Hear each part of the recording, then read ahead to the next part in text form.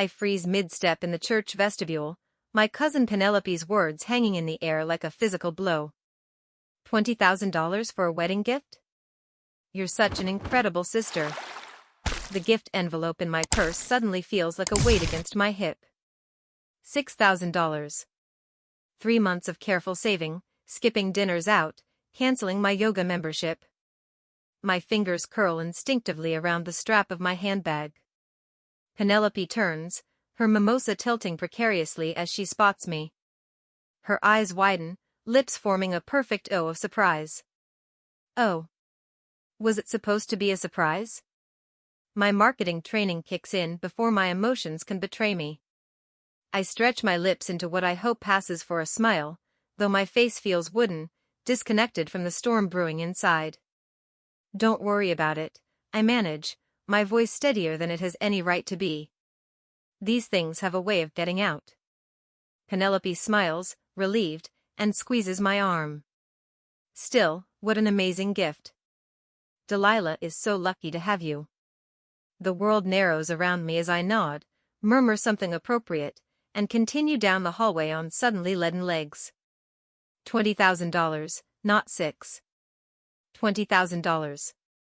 The bathroom door feels impossibly heavy as I push through it, locking myself in the farthest stall. My hands shake violently now. No audience to perform for. I fumble with my phone, pulling up my bank app. The balance mocks me, the result of months of overtime and sacrifice.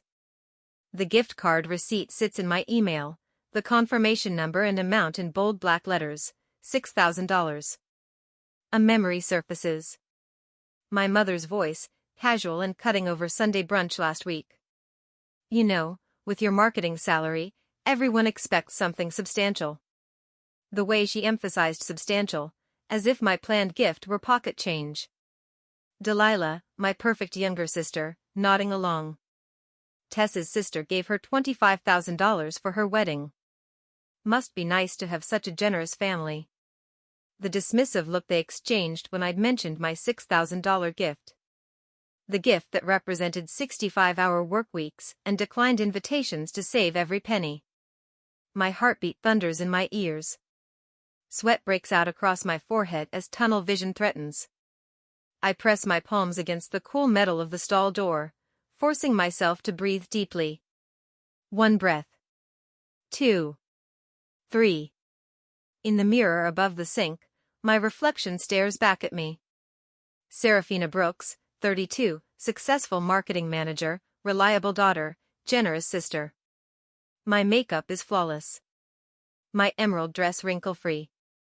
My smile practiced and pleasant. But something new burns in my eyes now.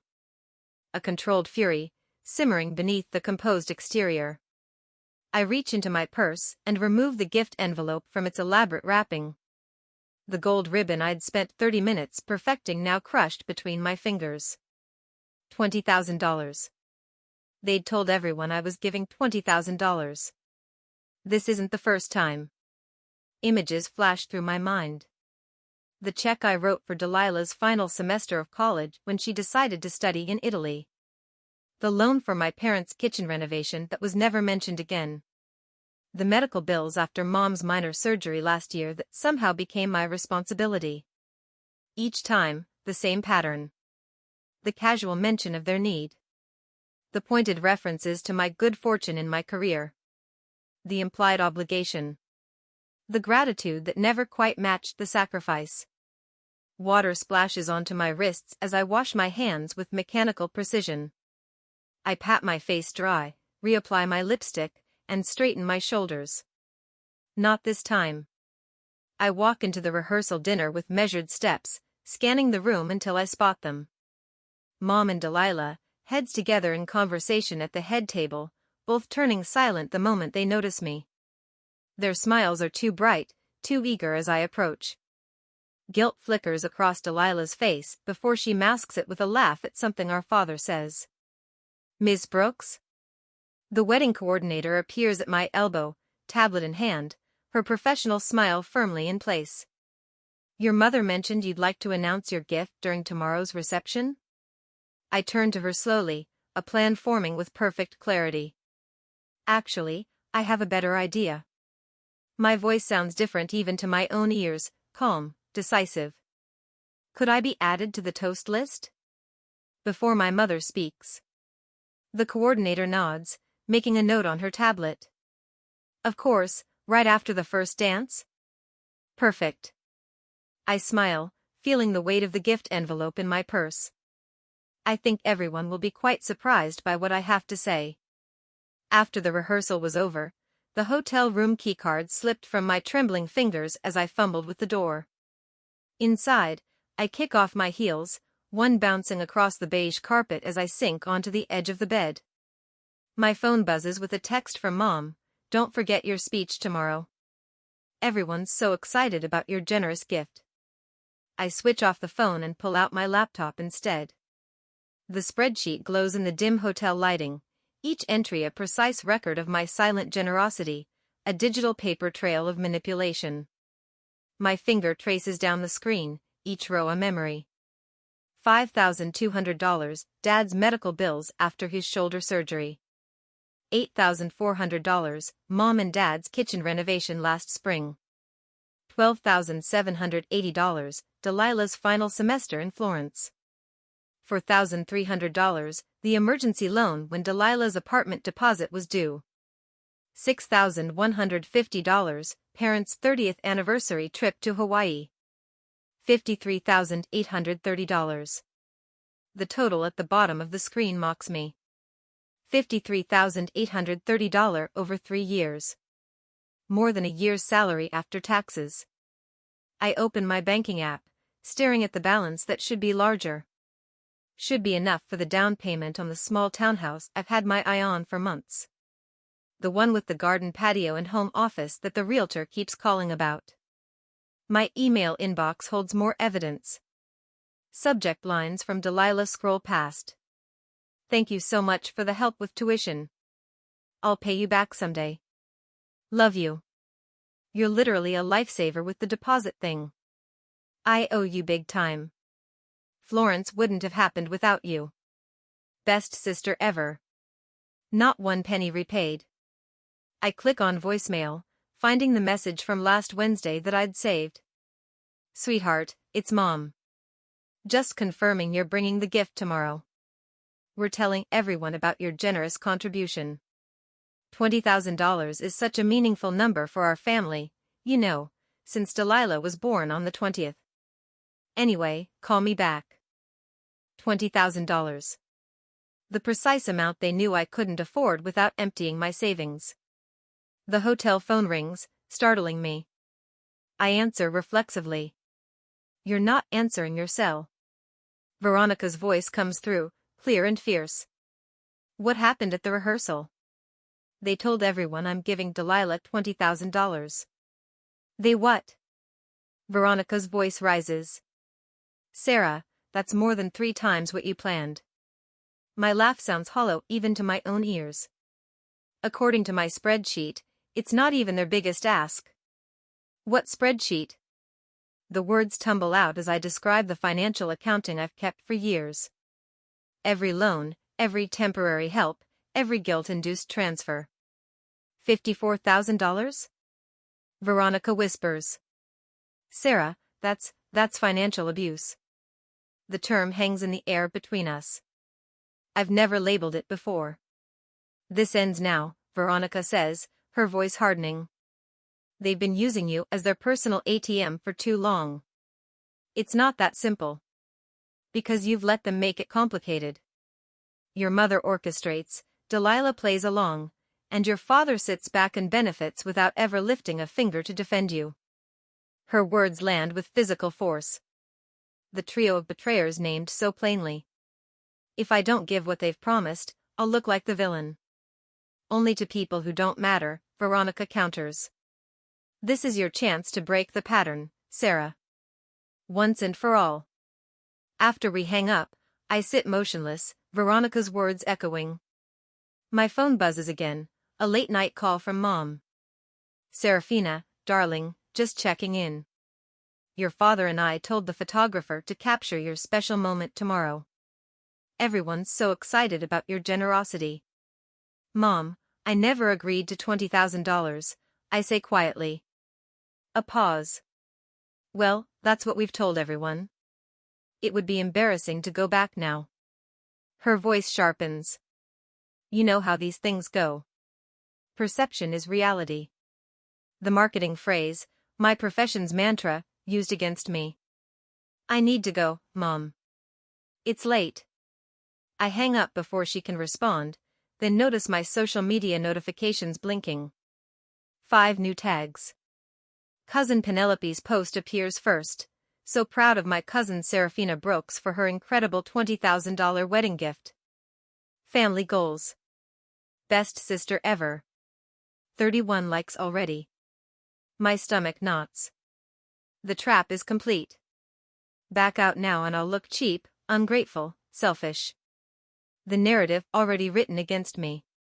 I pull out the hotel stationery and begin drafting. Cross out. Redraft. The words need to be perfect. Not angry, not bitter, just honest. I call the DJ directly, confirming my place in the toast lineup. Next, I retrieve the thick leather scrapbook from my suitcase. I spent weeks collecting these pictures. Delilah and me building sandcastles at Myrtle Beach, making snow angels in the backyard, hiking with Dad in the Blue Ridge Mountains. Real memories, not monetary value. Inside the cover, I write, money disappears, houses change, but these memories are our true inheritance. I run my finger over the inscription, then close the album firmly. For the first time in years, I feel something unfamiliar settle over me. Not anxiety about disappointing them. Not resentment over their manipulation. Something cleaner, sharper, clarity. I place the scrapbook on the nightstand and turn off the light. Tomorrow, I'll give a gift worth more than $20,000, the truth. Next morning, I balance a Bellini in one hand and force a smile as Aunt Cordelia leans in close, her perfume cloud engulfing me. Such a generous sister, she whispers, patting my arm. $20,000. When my daughter got married, her brother gave her a toaster. The Bellini turned sour in my mouth. I've endured a morning of relatives approaching with knowing smiles, congratulating me on a gift I never promised. Each comment drops like a stone in my stomach, building a wall of resentment I can barely contain behind my practiced marketing smile. Across the breakfast table, Mom catches my eye and raises her glass in silent approval. Next to her, Delilah laughs at something her maid of honor says, both of them stealing glances my way. The maid of honor corners me by the breakfast buffet minutes later. I heard about your amazing gift, she gushes, loading her plate with strawberries. You're setting such a high bar for the rest of us. I could barely afford the bachelorette weekend. I nod, reaching for a blueberry muffin to give my hands something to do. Family is important. The words taste hollow, rehearsed. How many times have I repeated that phrase while writing checks? How many vacations canceled, promotions celebrated alone in my apartment because the money went to someone else's needs? At the salon, Mom holds court among the bridesmaids, her voice carrying across the room. My Serafina always comes through for family. Always. The stylist pulls my hair too tight, making my eyes water. Or maybe it's the weight of expectations crushing me from all sides. The wedding coordinator appears at my elbow as the stylist finishes, slipping me a folded note. From your mother, she whispers before disappearing into the controlled chaos of pre-wedding preparations. I unfold it with trembling fingers, your announcement right after first dance.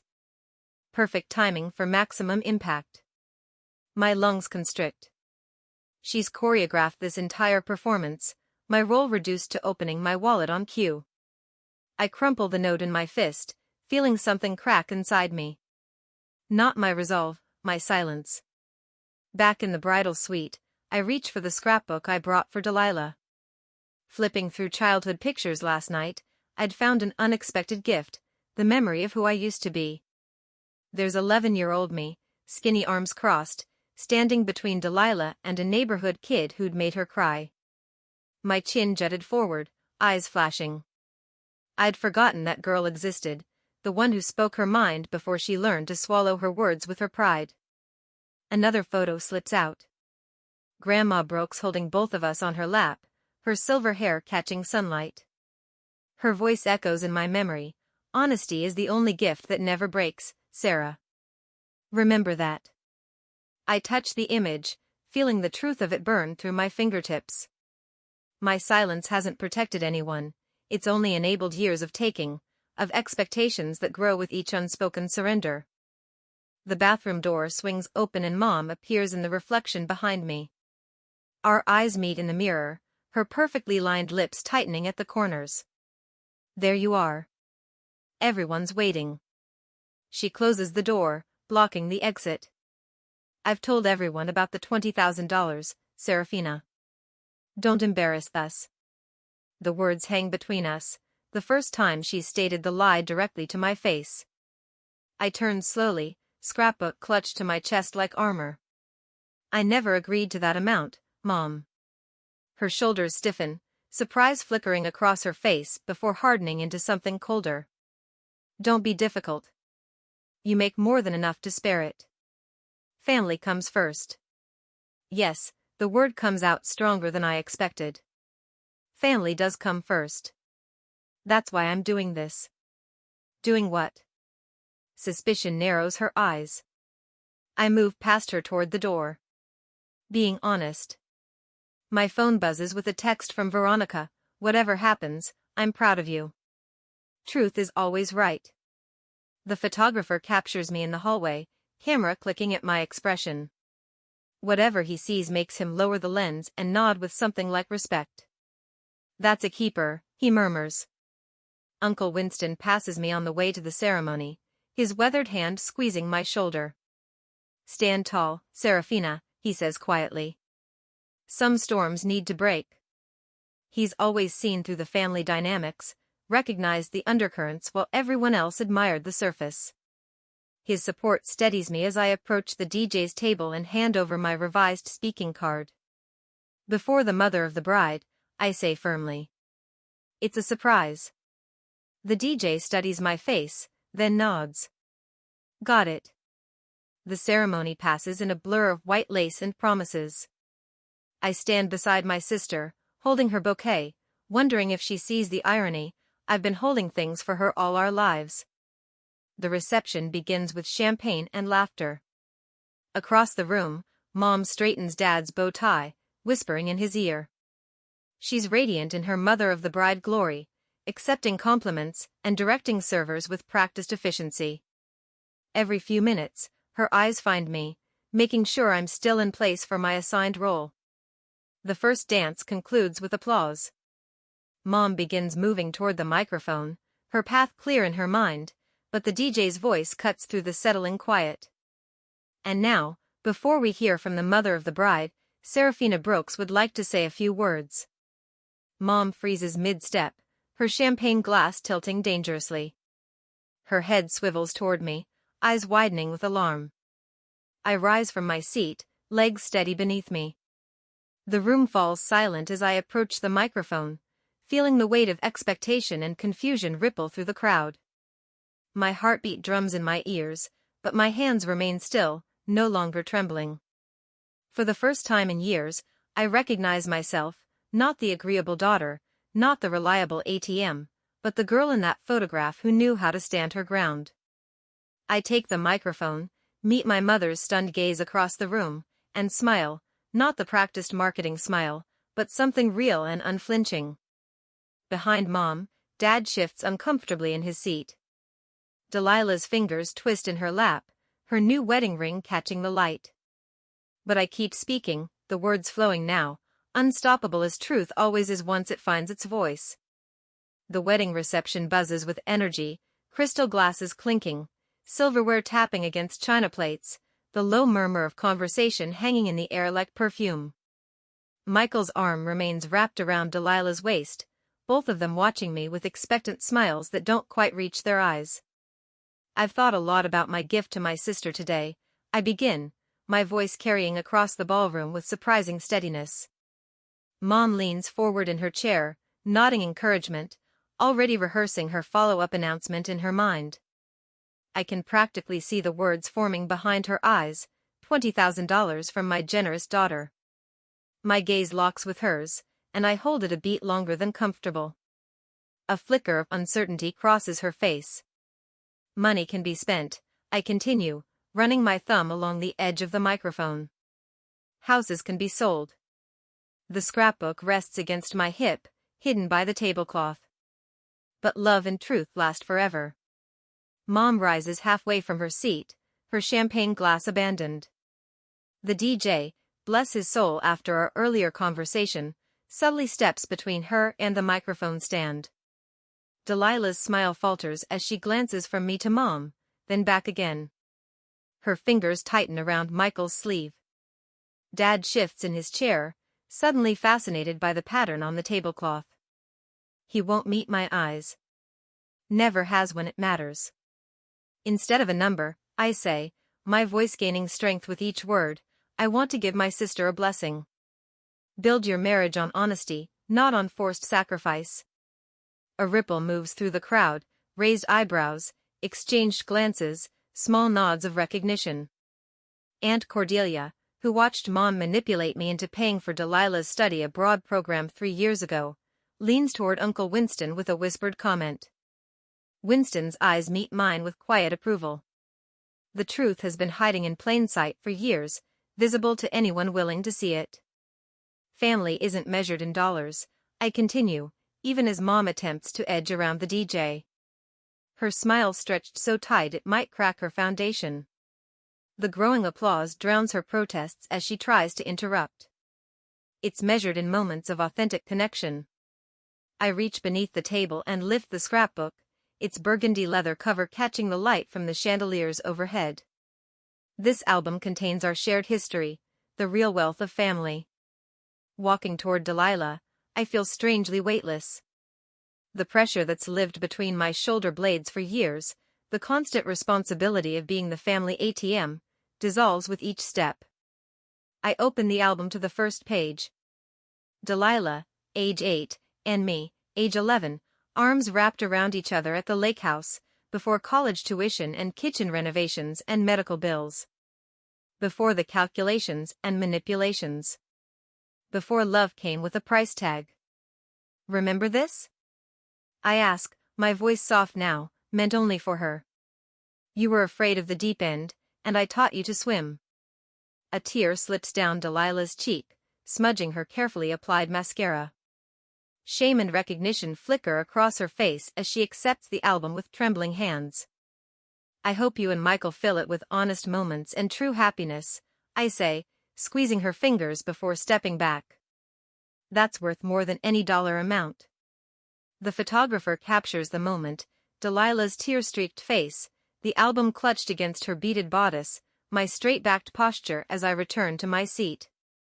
It's not the money shot Mom planned, but it's honest. Applause swells around us, louder than I expected. Uncle Winston is the first to stand, followed by Veronica at the back table, then Aunt Cordelia, and soon half the room. Not standing for me, exactly, but for the audacity of truth over practiced family performance. Mom remains seated, her body rigid with fury barely contained behind her social smile.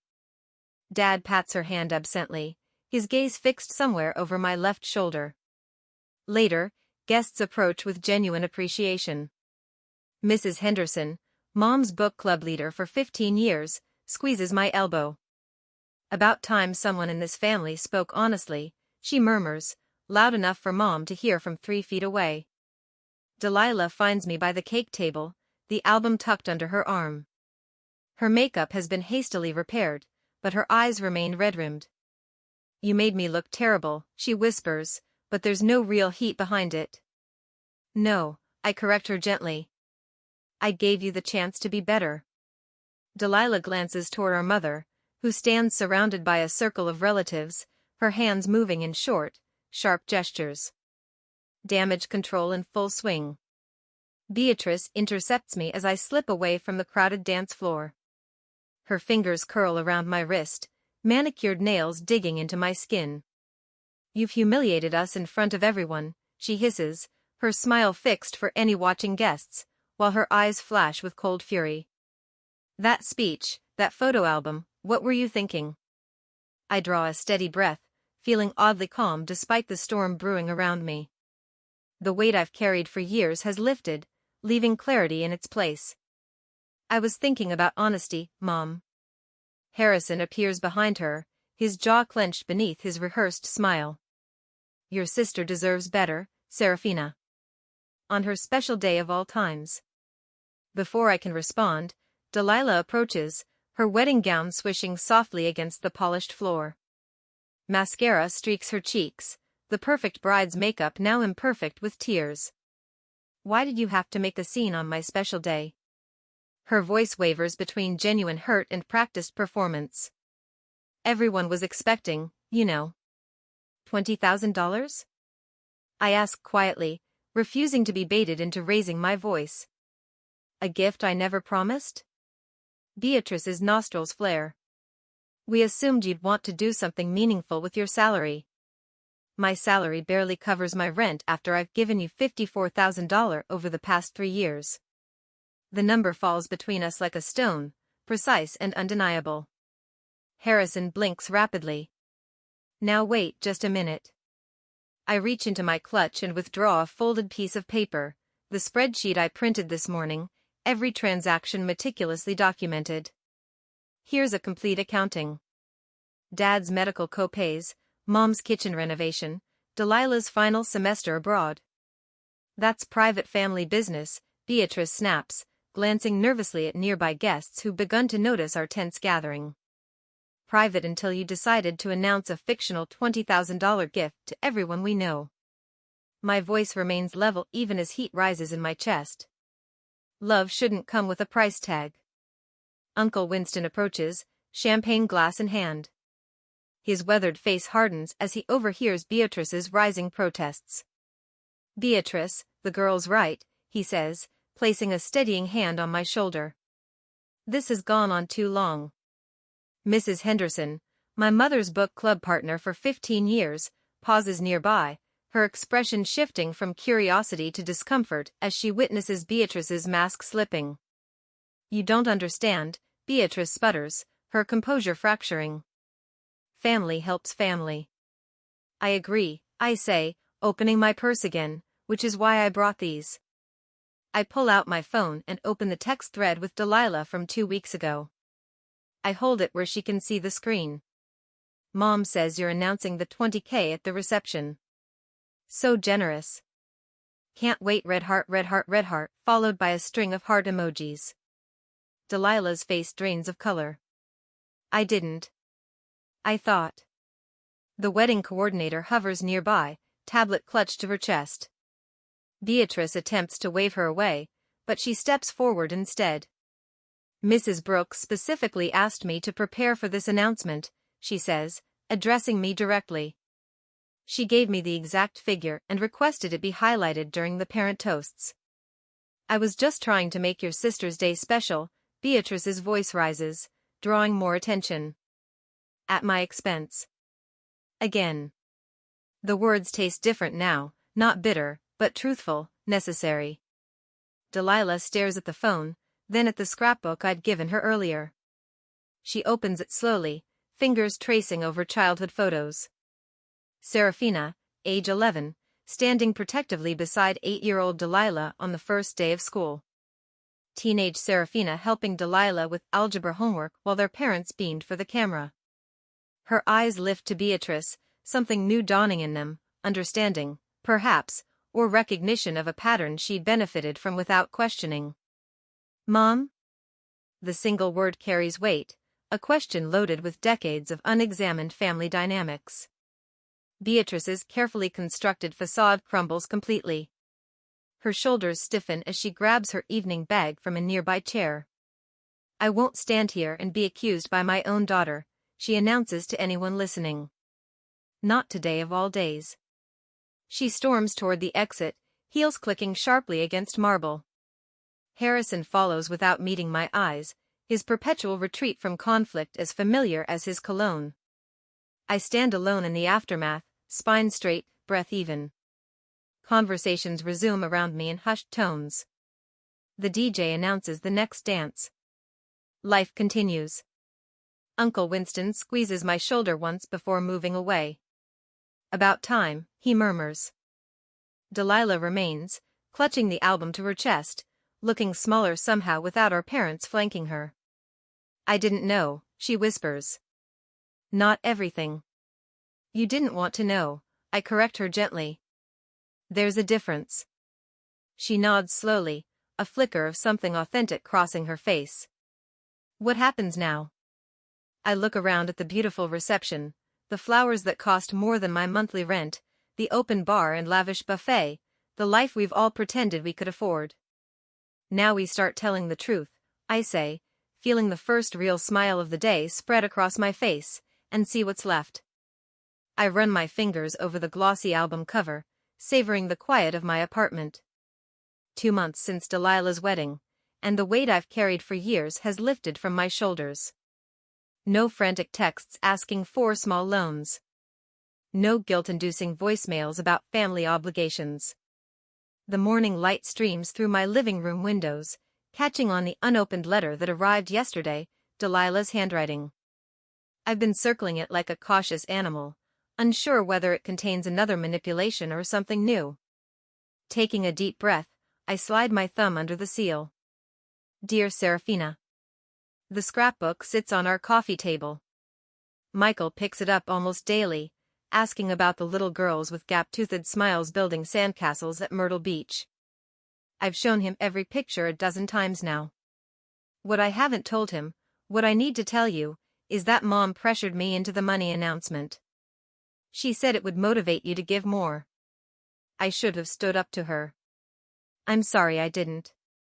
Your speech wasn't what I expected, but maybe it was what I needed. Love, Delilah. My hands tremble slightly as I fold the letter, the first honest communication between us in years. I pull out my own copy of the family album, the twin to Delilah's gift, and flip to a blank page.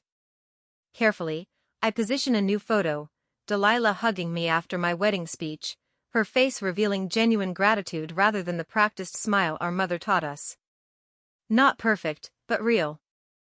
Next to it, I leave empty spaces, room for honest relationships still forming. How's therapy going? Veronica asks later that night, raising her wine glass across the dinner table. Around us, friends who stood by me through the wedding drama clink glasses and laugh. Dr. Martinez says I've got excellent boundaries now, I reply, unable to keep the pride from my voice. Last week, Dad called about their property taxes. I suggested a payment plan with the county instead of reaching for my credit card. Veronica's eyebrows shoot up. And? He actually thanked me for the advice instead of making me feel selfish. I shake my head, still surprised. Baby steps. To speaking truth, even when it's difficult, Veronica declares, raising her glass higher. To speaking truth, our friends echo. My phone buzzes, Mom's number. Once, that would have sent me into a spiral of obligation. Now, I silence it, planning to return the call tomorrow on my terms. When Julia, a coworker, mentions her parents' expectations about helping with her brother's graduate school, I share my experience without preaching. The relief in her eyes when I validate her discomfort reminds me of my own journey. Later that week, my phone rings during lunch. Serafina. My mother's voice sounds different, less commanding. I've been thinking about what happened at the wedding. I wait, fork suspended. I never saw how much pressure we put on you, she continues, the words clearly difficult for her. The money, the expectations. I think I convinced myself it was normal. Thank you for saying that, I respond, carefully measured. I'm open to building something new based on respect. A pause. I'd like that. That evening, I add another photo to my album, a recent family dinner where, for the first time, no one mentioned my finances or implied obligations. Just conversation, sometimes awkward but honest. On the album's first page, I write an inscription: the true wealth of family is measured in honesty, not dollars. I close the album, leaving the final pages blank, ready for a new chapter of family history that hasn't been written yet. Sometimes the most valuable gift we can give is the courage to speak our truth.